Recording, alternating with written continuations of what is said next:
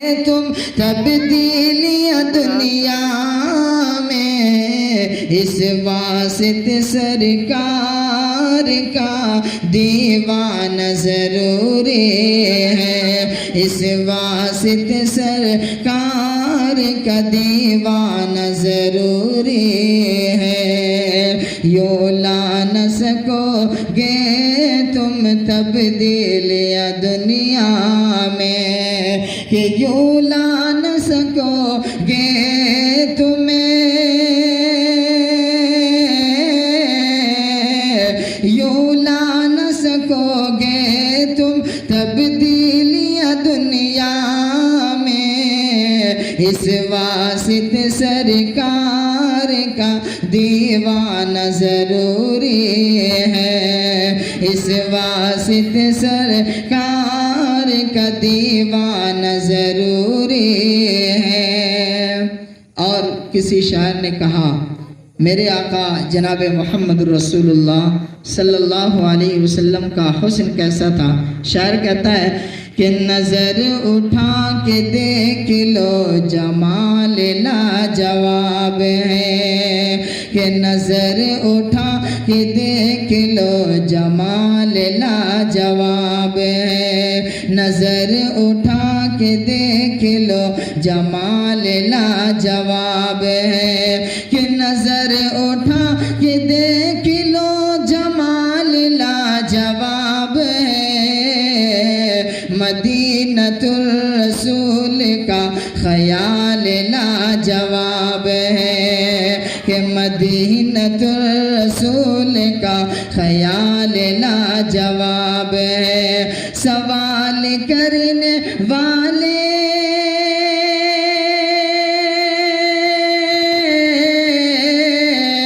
سوال کرنے والے بے سوال ہو کے رہ گئے،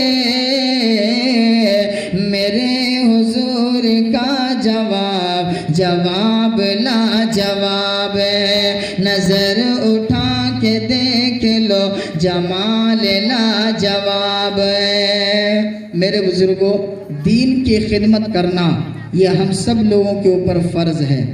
اور اپنے آنے والی نسلوں کا تحفظ کرنا یہ ہمارے اور آپ کے لیے ضروری ہے۔ قرآن کریم میں اللہ رب العزت نے ارشاد فرمایا، یا ایھا الذین آمنوا قوا انفسکم واہلیکم نارا وقودها الناس والحجارہ علیہا ملائکۃ غلاظ شداد لا یعصون اللہ ما امرہم ویفعلون ما یؤمرون، کہ اے ایمان والو، تم اپنے آپ کو جہنم کے آگ سے بچاؤ، تم اپنے آپ کو جہنم، یا ایھا الذین آمنوا قوا انفسکم واہلیکم نارا، اور اپنے اہل و عیال کو، اپنے بال بچوں کو جہنم کی آگ سے بچاؤ۔ جہنم کی آگ کون سی ہے؟ وہ آگ ہے جس کے بارے میں امام کائنات جناب محمد رسول اللہ صلی اللہ علیہ وسلم نے فرمایا کہ یہ دنیا کی آگ جہنم کی آگ کے مقابلے میں 70 گنا میں سے ایک یہ دنیا کی آگ ہے، اور اس سے 69 درجہ سخت آگ ہوگی، وہ جہنم کی آگ ہوگی۔ اللہ نے قرآن میں فرمایا کہ اے ایمان والو، تم اپنے آپ کو اور اپنے اہل و عیال کو جہنم کی آگ سے بچاؤ۔ یا ایھا الذین آمنوا قوا انفسکم واہلیکم نارا وقودها الناس والحجارہ، جس کا ایندھن لوگ اور پتھر ہیں۔ لوگ سے مراد وہ ہیں جو جہنم میں جانے والے لوگ ہیں، جس کی وجہ سے اللہ رب العزت جس انسانوں کو اندر ڈالنے کے بعد جہنم کی آگ کو گویا دہکائی جائے گی اور بھڑکایا جائے گا، اللہ رب العزت نے فرمایا کہ اے ایمان والو، خود بھی بچو اور اپنے اہل و عیال کو بھی بچانے کی فکر پیدا کرو۔ میرے بزرگوں، قرآن کریم میں اللہ نے ہمیں یہ بتلایا کہ تمہارے اندر اگر دینی تعلیم ہوگی تو اس دینی تعلیم کے آنے کی وجہ سے دین کے اوپر چلنا آسان ہو جائے گا،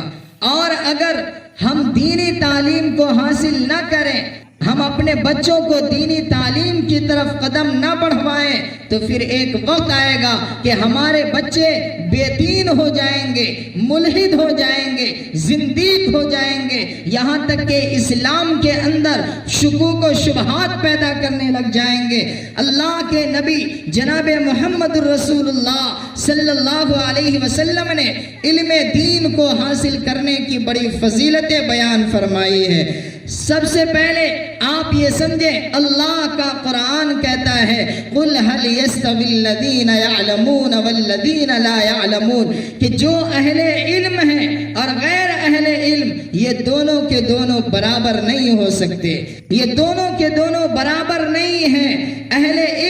علم کی بدولت یہ وہ علم ہے، دینی تعلیم یہ وہ علم ہے جس کی وجہ سے انسان کو اللہ رب العزت کا پتہ معلوم ہوتا ہے، یہ وہ علم ہے اللہ کی معرفت نصیب ہوتی ہے، یہ وہ علم ہے جس کی وجہ سے رسول اللہ صلی اللہ علیہ وسلم کی رسالت کا بندہ اقرار کرتا ہے اور پیغمبر اسلام کی لائی ہوئی شریعت پر عمل کرنا ان کے لیے آسان ہوتا ہے۔ آپ ذرا غور کریں، بغیر اس علم کے انسان صحیح طور پر زندگی نہیں گزار سکتا، بغیر دینی علم حاصل کیے ہوئے انسان نماز صحیح طور پر نہیں پڑھ سکتا، قرآن نہیں پڑھ سکتا۔ اس لیے ضرورت ہے اس بات کی کہ ہم اگر جہنم کی آگ سے خود کو بچانے کی فکر کرتے ہیں، اپنے اولاد کے سلسلے میں ہم سب سے بہتر اس وقت کہلائیں گے جب ہم اپنے اولاد کی فکر کریں گے انشاءاللہ۔ ہم اپنے اولاد کی فکر کریں گے تو اللہ رب العزت کی نظر میں محبوب ہوں گے۔ نبی پاک سرور کونین جناب محمد رسول اللہ صلی اللہ علیہ وسلم نے فرمایا کلکم راعٍ وکلکم مسئول عن رعیتہ، تم میں کا ہر شخص نگراں ہے اور تم میں سے ہر شخص سے اس کی رعایا کے بارے میں پوچھا جائے گا۔ باپ اپنے گھر کا گارجین ہے، باپ نگراں ہے، باپ سے پوچھا جائے گا کہ میں نے تمہیں اولاد کی نعمت سے بہرور کیا، بتاؤ تو نے اپنے بچے کو کیا تعلیم دی، تو نے اپنی بچیوں کو کیسی تہذیب سکھلائی۔ میرے بزرگوں، گارجین سے یہ پوچھا جائے گا، اس لیے ہمیں اور آپ کو یہ چاہیے کہ ہم اور آپ اپنے بچوں کو صحیح تعلیم دلوائیں۔ العلم نور، علم ایک روشنی ہے اور نور کی تشریح کی جاتی ہے۔ النور اذا دخل فی الصدر الفتح، کہ نور جب سینے کے اندر داخل ہوتا ہے تو سینے کے شکوک و شبہات کو ختم کر دیتا ہے۔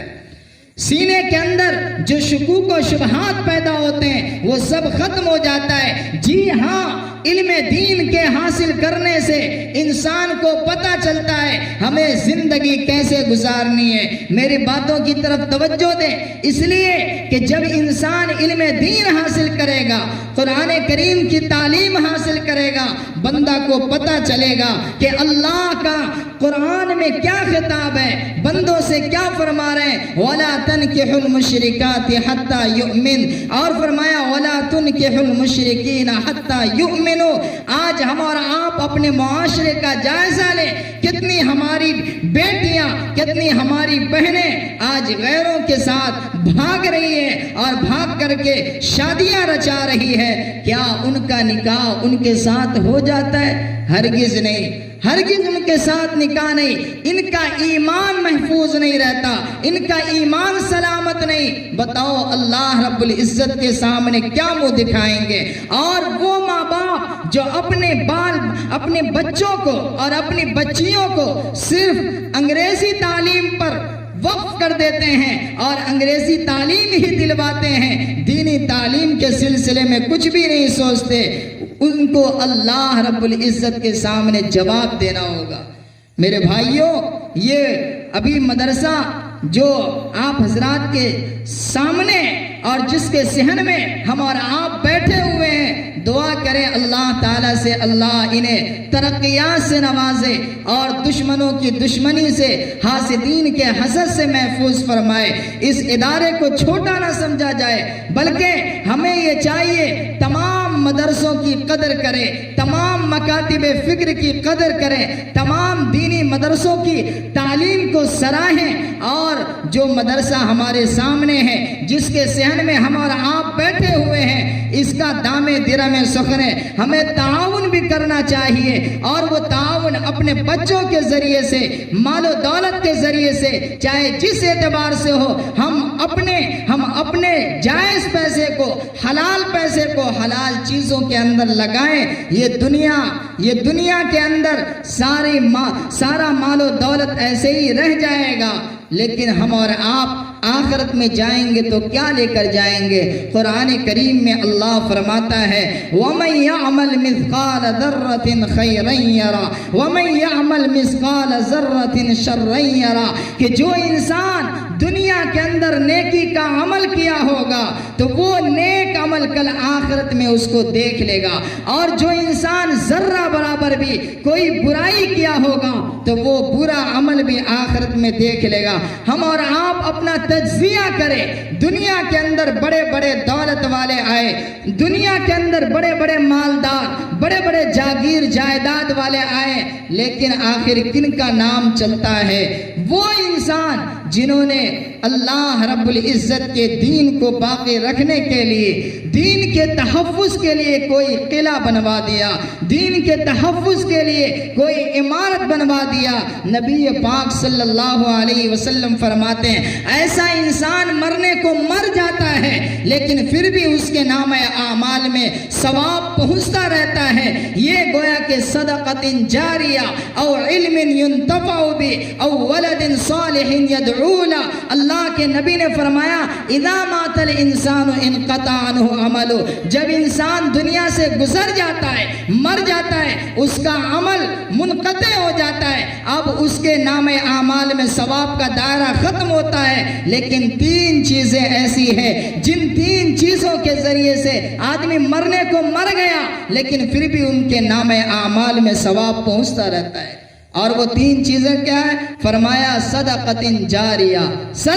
وہ صدقہ کیا جس کا ثواب جاری رہنے والا ہے۔ مثال کے طور پر مدرسہ ہے، مدرسے کو عمارت کی ضرورت ہے، ہم نے اپنا جائز پیسہ مدرسے کی عمارت میں لگوا دیا، تو آج تو ہمیں لگتا ہے کہ میرا بہت پیسہ جا رہا ہے، لیکن میرے بزرگوں اس پیسے کی قدر و قیمت اس وقت سمجھ میں آئے گی جب اللہ رب العزت اس کا ہمیں اجر و ثواب عطا فرمائیں گے۔ میں نے قرآن کریم کی تفسیر کرتے ہوئے ایک آیت کی تفسیر میں نے دیکھا اللہ رب العزت فرماتا ہے کہ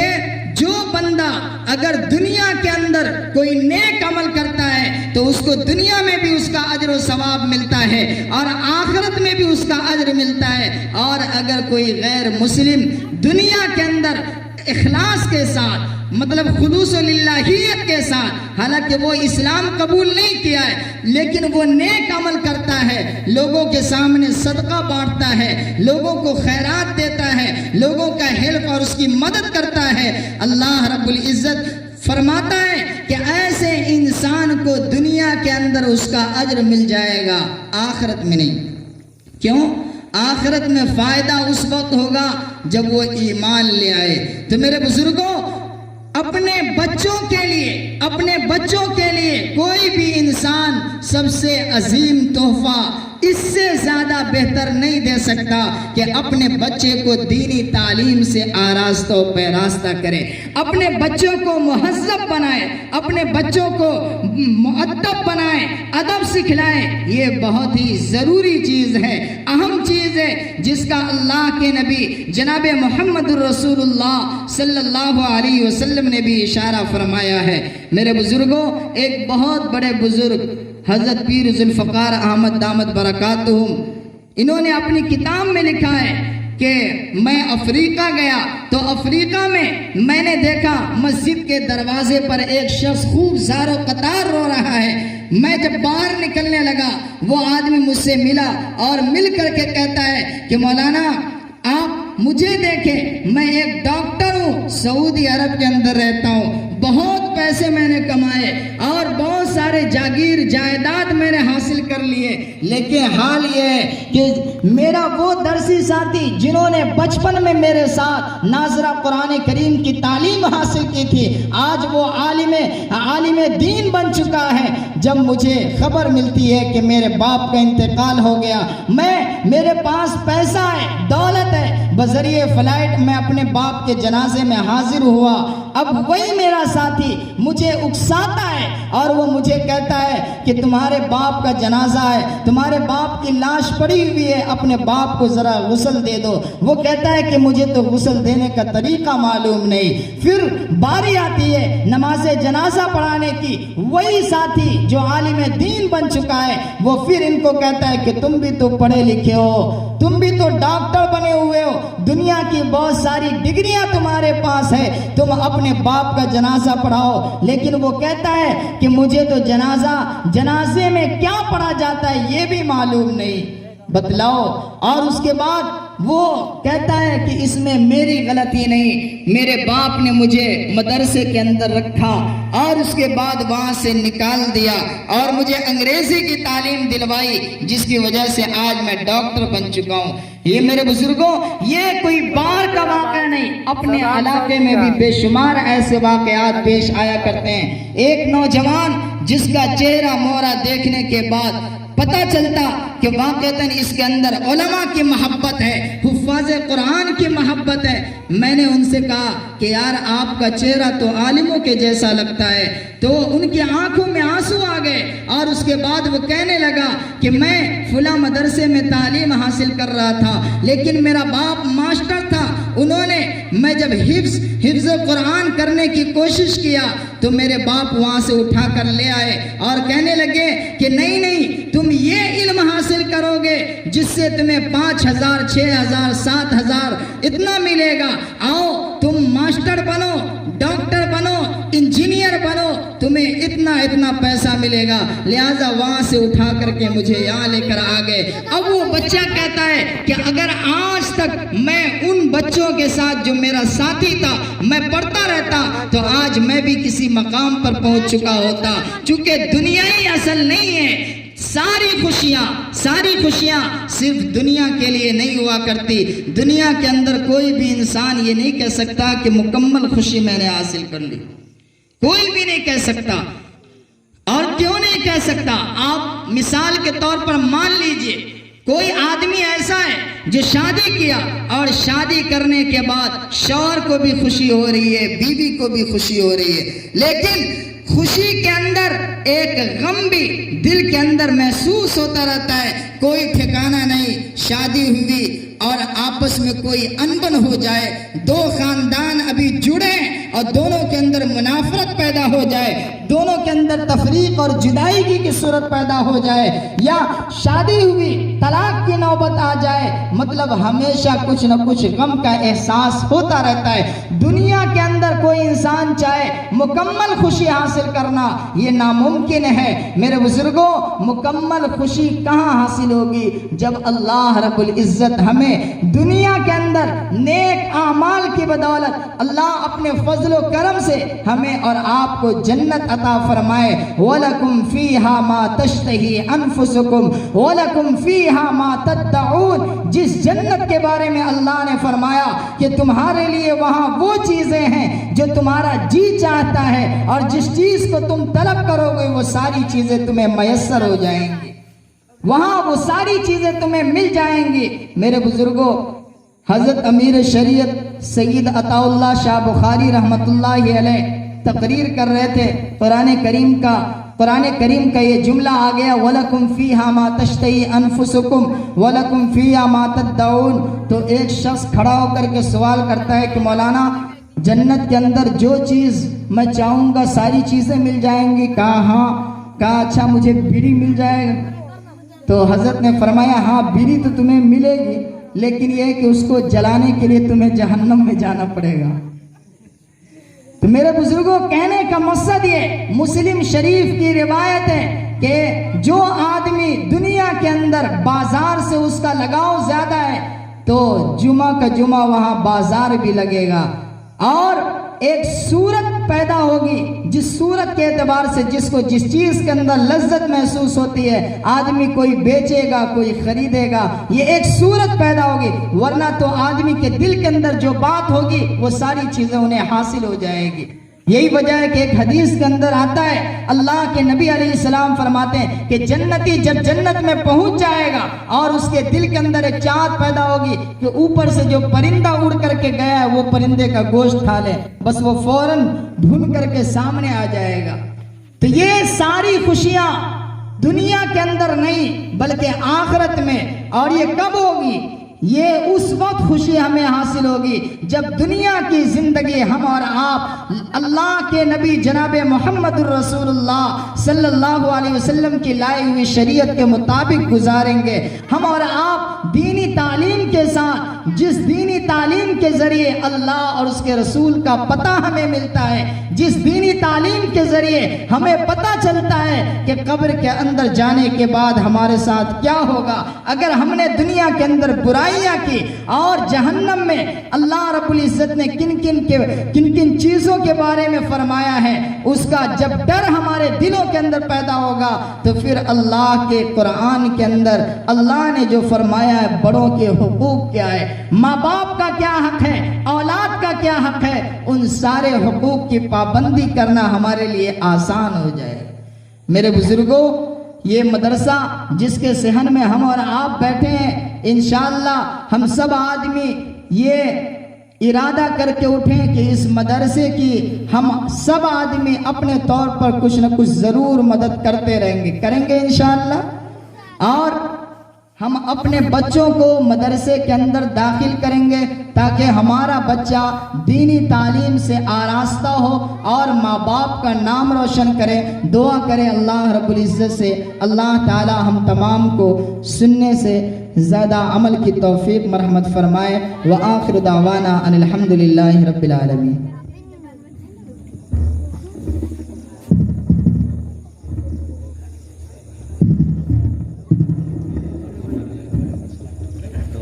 بیٹھے رہیے۔ السلام علیکم ورحمۃ اللہ وبرکاتہ۔ معزز سامعین اور اسٹیج پہ بیٹھے اساتذہ کرام، ہمارے بڑے بزرگ جن کو میں جانتا بھی ہوں لیکن ہمیں سب لوگ جانتے ہیں، اور یقیناً ہم اس چیز کو جان رہے ہیں کہ آپ لوگ دیکھ کر حیران رہ گئے ہوں گے کہ مجاہد حسنین حبیبی ادھر ٹہلتا ہوا کیسے آ گیا۔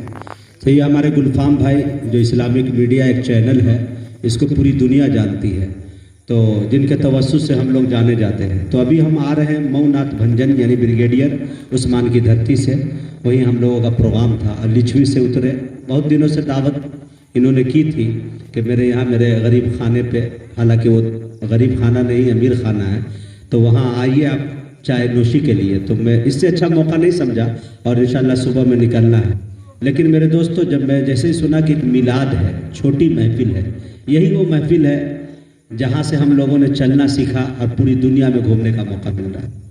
تو مجھے جب بھی کوئی محبت سے کہہ دیتا ہے تو اس چیز کا خیال کرتا ہوں کہ سب چیز رہے لیکن اس کے دل پہ کوئی ٹھیس نہ پہنچے،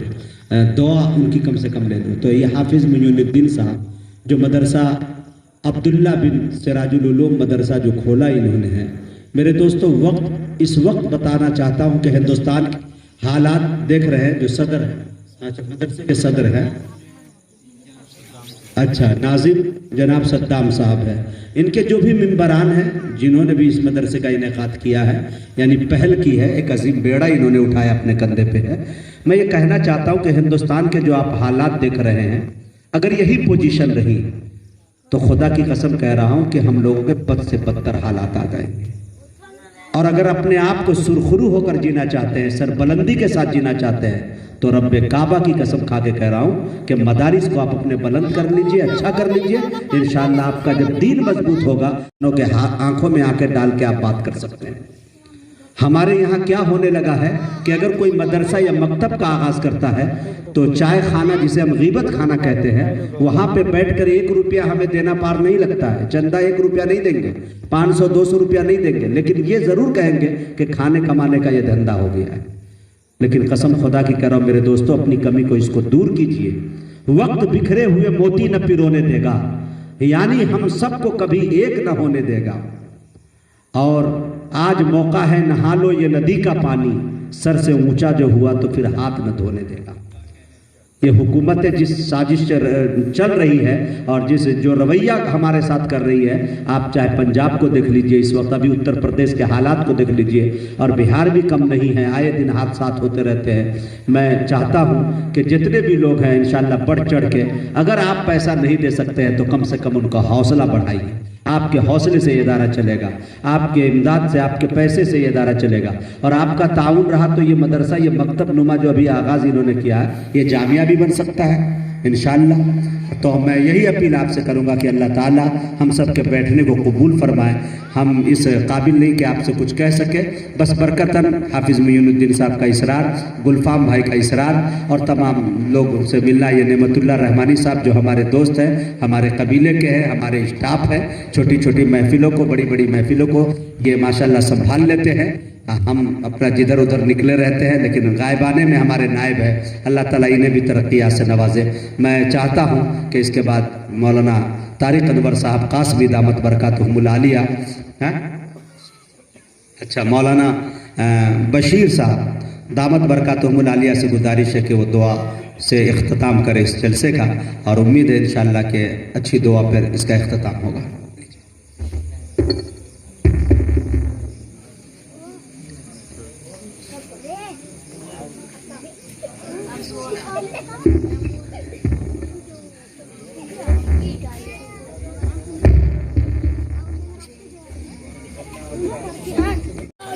درود شریف پڑھ لیجیے۔